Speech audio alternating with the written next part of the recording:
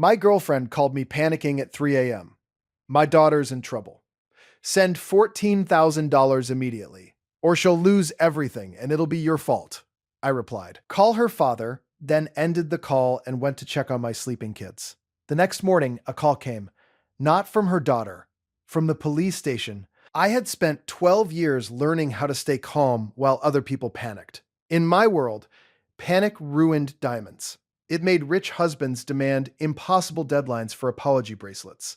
Brides burst into tears over flaws no one else could see, and grieving families accuse each other of theft before I had even finished appraising a dead grandmother's ring. Panic made hands shake, voices rise, judgment rot. I'd built my reputation on being the opposite of that. I was the jeweler people came to when sentiment and money were fused together so tightly that one wrong move could crack both. That was why, when my girlfriend called me at 3 in the morning screaming into the phone, my answer came out cold enough to cut glass. Maddox, Serena cried. My daughter's in trouble. Send $14,000 immediately, or she'll lose everything, and it'll be your fault. I sat upright in bed, disoriented for half a second, then instantly awake. The clock by my bed read 3:07 a.m. My house was silent. Down the hall, my kids, Noah, 10, and Lily, 7, were asleep. What are you talking about? I asked. Don't do this, she sobbed. Talia needs the money right now. There's no time to explain. If you don't send it in the next 20 minutes, she's ruined. Her apartment, her car, her accounts. Everything is gone. I got out of bed and stepped into the hallway, lowering my voice. What exactly happened? She made a mistake, okay? Serena snapped, crying 1 second and furious the next. She trusted the wrong person. There's a payment due.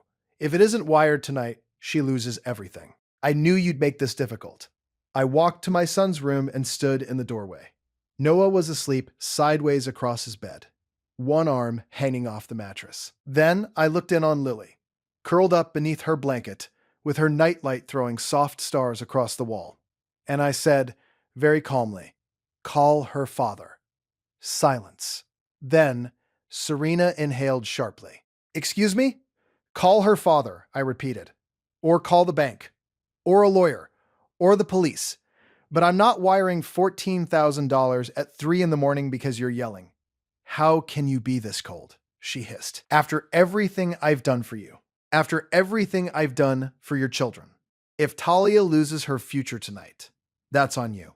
I kept my eyes on my kids' rooms. Good night, Serena. Then I hung up. For a long moment, I stood there in the quiet, phone still in my hand. I knew what real fear sounded like. I also knew what manipulation sounded like. And lately, Serena had started sounding a lot more like the second. The next morning, I still wasn't prepared for the call from the police station. Not because it was Talia, because it was Serena. Mr. Maddox Hale? A man asked. Yes, this is Officer Benitez with the Westbrook Police Department. We need you to come down to the station regarding Ms. Serena Vale. She was taken into custody around 4:30 this morning. I leaned against my kitchen counter. My coffee sat untouched. Noah was eating cereal. Lily was wrestling with a banana and losing. For what? I asked. There was a short pause. Fraud, among other things. She requested that we contact you. Everything in me went cold. After I dropped my kids off at school, I went to the station. Serena looked terrible. Her hair was tangled, her mascara streaked, and the polished, expensive poise she usually wore like armor had cracked under fluorescent lights and exhaustion. But the second she saw me, her anger came back. You let me sit here, she said through the glass. I needed you. I picked up the phone on my side. Try again. She glared at me. Talia is missing. That hit me harder than I expected. I had never been close to Serena's daughter, but I knew her. Talia was 22, pretty in a brittle, curated kind of way, and she always seemed faintly offended that I never stepped into the father role Serena kept nudging me toward. I paid for dinners sometimes, fixed a broken clasp on one of her necklaces, even helped her sell a watch once, but I never played dad. She already had one. Missing? I said. Serena swallowed. She was supposed to deliver something for me last night. I went very still. Deliver what? A package. What package? Her eyes shifted away. The answer came later from Detective Rourke in a gray interview room. Jewelry. Stolen jewelry. She laid photographs on the metal table in front of me. Velvet trays. Plastic evidence bags. Gold settings. Loose stones. Then I saw a sapphire necklace I recognized immediately, because I had reset it myself 6 months earlier for one of my clients. My stomach dropped. We executed a search warrant at Miss Vale's apartment and a storage unit rented under her daughter's name, Detective Rourke said. We recovered items tied to 6 theft reports so far. I stared at the pictures. Serena was selling stolen jewelry, brokered it, laundered provenance, used personal relationships to identify valuable pieces, then moved them through private buyers before owners noticed they were gone. She paused. We also found records connected to your shop. I looked up sharply. My shop? I'm not saying you were involved, she said. I'm saying your name showed up. For one horrible second, my heart stopped. I owned Hale & Stone, a jewelry studio built almost entirely on trust. I designed custom engagement rings, restored heirlooms, verified estate pieces, and handled private consultations for clients who trusted me with things more personal than money. My reputation was everything. If my name got tangled up in stolen goods, my business could collapse before I had the chance to explain a damn thing. I never knowingly touched stolen merchandise, I said. Then help me understand how your girlfriend had access to information about your client's jewelry. The answer was so simple, it made me feel sick. Because I trusted her, not with my vault, not with my inventory, not with accounts or paperwork, but with conversation, with ordinary, harmless details that couples share over dinner.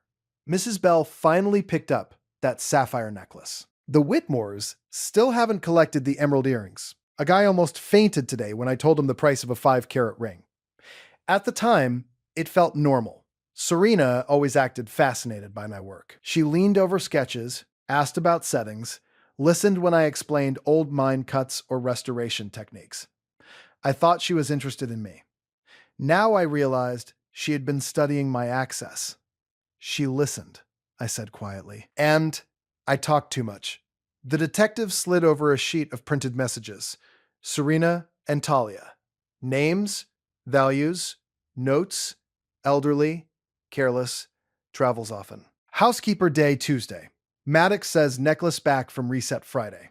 Window opens then. I stared at the page until the words blurred. I thought about my workbench, my tools, my loop. The quiet, sacred patience of restoring something that mattered deeply to someone. And all that time, the woman in my life had been turning my trust into a shopping list. When did this start? I asked. Looks like almost a year ago. I had been with Serena for 14 months. We met at a charity gala back when I had finally started to feel like my life after divorce wasn't just damage control. My ex-wife June had left 5 years earlier for a man she worked with. There had been no dramatic explosion, just paperwork, custody schedules, and a clean, efficient dismantling of what I thought our life was. I survived that by becoming disciplined. I worked. I parented. I built routines. I left no space for chaos. Then Serena arrived. At first, she made everything feel easier. She brought soup when Lily was sick. She remembered Noah's science fair. She laughed at my driest jokes like they were actually funny. She looked at me like I wasn't just a tired single father and a man with a magnifying loupe permanently etched into the bridge of his nose. She said things like, "You carry so much," and "You deserve someone who makes life softer." For a while, I believed her. Then came the requests. Small at first, her car repair, Talia's rent, a support payment delayed by her ex. Could I help just this once? Could I cover a shortfall? Could I step in because you're the only reliable man in our lives? Sometimes I said yes, not because I liked it, but because Serena framed everything as proof of my character. "You're not like other men," she would say softly. "You actually show up." And when I hesitated, her tone changed. "I guess I was wrong about you. Must be nice to count pennies while my daughter suffers. Your clients spend more on bracelets than what I'm asking for." The first time I really doubted her was 3 months before the arrest, when I found out the money I'd sent for one of Talia's tuition emergencies, had gone straight to a luxury resort in Arizona. Talia claimed she had been scammed. Serena cried, called her young and stupid and fragile. I wanted to believe it, but after that, I started paying attention. Stories changed. Numbers didn't add up. Talia showed up in designer shoes after begging for grocery money. Serena started taking calls in other rooms. Once she lingered too long over a tray of loose diamonds in my studio and smiled at me. "Do you ever get tempted?" she asked. At the time, I laughed. Now, remembering it made me feel physically ill. Detective work kept talking. We believe they targeted people around high-value jewelry, not always the owners themselves. Staff, relatives, delivery access, cleaning crews. Last night, Talia tried to hand off a necklace to an undercover officer posing as a buyer. She ran. Ran where? We don't know yet. I rubbed my face. And Serena called me for $14,000 because what? To buy it back? To cover a payment? Or to flee? Or both? She watched me for a moment. People like her rarely ask for emergency money for the reason they give. People like her. That should have sounded harsh. Instead, it sounded exact. The next 2 days were a blur of damage control. My lawyer came in, Iris, my manager, locked down every client file and access point in the shop. Hale and Stone sat in one of those old brick boutique streets where the windows stayed spotless and security systems were invisible. My workshop in the back had always been the one place in the world that felt honest to me. White bench, steel tools, velvet trays, clean light. That day, it felt contaminated. Iris shut my office door and crossed her arms. "How bad?" I told her. When I finished, she said, "I always hated her." I looked at her. That would have been useful information. "She watched too much," Iris said. Not like someone admiring craftsmanship, like someone evaluating weaknesses. I sat there in silence. Then she added, not unkindly, "You're good with damaged things, Maddox, not always with dangerous people." That one hit home. I called my clients personally before gossip could get there first. I explained that law enforcement was investigating a third party with no authorized access to my inventory or private records. I apologized for the distress. I offered security reviews and updated appraisals at no charge. Some people were shaken. A few were cold. But most of them listened because I called before I had to. One widow started crying on the phone and said, "I knew it couldn't be you. You're the only man who ever handled my husband's watch like it still belonged to him." That nearly undid me. At home, I told my kids only what they needed to know. "Serena won't be coming around anymore," I said. Lily frowned. "Did she do something bad?" "Yes." "Are you in trouble too?" That question hit me harder than anything else had all day. "No," I said, "but I made a mistake trusting someone." Noah watched me from the doorway. He was old enough to hear what adults didn't say. "Are we safe?" he asked. I looked at both of them. "Yes," I said. "You are." And right then, I understood why I had answered Serena the way I did at 3 a.m. Some part of me had already known, not the details, not the crimes, but the shape of it, the chaos, the guilt, the demand that I become responsible for a disaster I didn't create. Call her father. I had chosen my children over her panic without even thinking. For once, instinct had outrun guilt. On the third day, they found Talia. Not dead, not hurt. She was in a motel 40 miles away, trying to use a fake ID and a flagged bank card. Serena asked to see me again after that. I almost said no. Then I thought about the messages, the damage, the lies. I went. This time she looked less angry and more desperate. "You need to help me," she said the second I picked up the phone. No. Her face twisted. "They're going to bury me. You buried yourself. I did what I had to do." She leaned closer to the glass. "Do you really think men like you survive by being honest all the time? Everybody with money is dirty. I just learned how the game works." Something in me went completely cold. "No," I said quietly. "You learned how to steal from trust because you couldn't build anything of your own." She stared at me. I kept going. "I make things that get handed down after people die. I reset stones from marriages that lasted 50 years. I repair lockets with baby pictures inside. I sit with people on the worst days of their lives and help them protect what's left. That is my work. That is my name.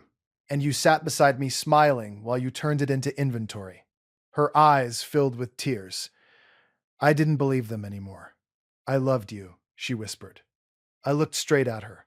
No, you loved access. That landed. Her face cracked. For a second, I saw the real thing underneath. Shame, rage, humiliation, all fighting for space. Then she muttered, they would have given the money if they cared about Talia. I stared at her. Her father refused too, didn't he? She looked away. So that was it. She hadn't called me because I was special. She called me because I was available, useful, reachable, the easiest target. When I walked out of the station that day, I didn't look back. The fallout lasted months. There were statements, records, insurance interviews, rumors, and one miserable week when a local columnist wrote a smug article about luxury circles and blurred ethics that came close enough to my world to make clients nervous without actually naming me. Business dipped, then steadied, then slowly climbed back. Trust comes back the way antique silver regains shine. Not all at once, and never without effort. I changed everything. No client discussions at home, no casual oversharing, no letting charm slip past my instincts, no confusing being needed with being loved. And then something strange happened in the quiet after Serena was gone. My life felt lighter, not easier. Lighter, the house was calmer. My kids stopped asking whether she was coming over. I spent evenings helping Noah solder parts onto a model robot and letting Lily sort low-value stones into little trays while she gave them ridiculous names. This pink one is sunset candy. That green one is dragon apple. I started laughing again. One Saturday afternoon, I caught my reflection in the studio glass while I was working and realized I no longer looked like a man bracing for impact. The last surprise came 7 months later, after a hearing where I had to testify about how Serena got indirect access to movement information on certain pieces. Talia was there too, thinner, quieter, stripped of all the polish she used to wear like her mother. When I stepped outside into the cold, I heard my name. Maddox? I turned. It was Talia. For a second, I'd barely recognized her without the performance. What? I said. She swallowed. I didn't come to ask for money. Good. A flicker of embarrassment crossed her face. I just wanted to say, you were right. I said nothing. She always said men owed us, that the world was unfair, so taking from people who had more wasn't really stealing. Talia looked down at her hands. I believed her because it was easier than admitting I was becoming exactly like her. I let the silence sit there. Then she said, very quietly, you were the first person who ever told us no without apologizing.